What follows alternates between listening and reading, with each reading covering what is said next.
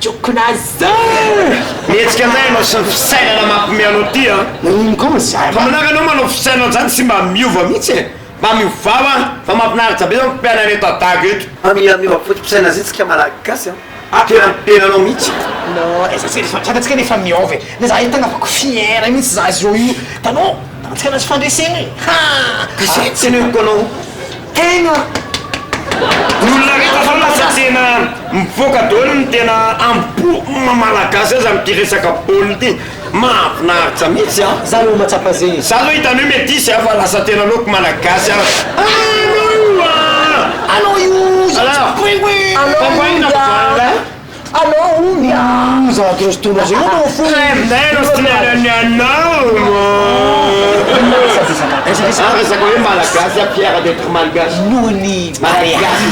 nony bariasy azonao normal be le gasy izy koa mahery fa manamama tena malagasy ohatrany hoe maresy foana normal azonao zagnahary mihitsy any miposy gasy inona nodira zanary abary tsy kristiana iazy afaka normal fa zagnahary ka tsy mitady vaka zany nomeny zanany latokana azonao aza ina nidiran'zany zalahy mba hainao mateza zagnahary zanaka zagnahary zay teraka jesosy kristy eza izy teraka tandragnon'omby dada andragnon'omby mazonao tena marina kisana paingo zany amisaina be lo nomeny zanany latokana nde posy barea andragnon'omby izy teraka le ombo marina ary bary marina ka nahitazy tam'regny a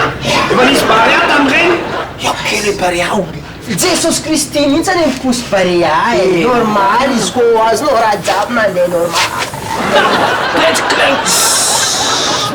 parateraka tany amin'ny hôpitaly tsy poinsa fa zay taotsanon'omby any tafita zay zay zany naparisany regny tena guine sy nigeria regny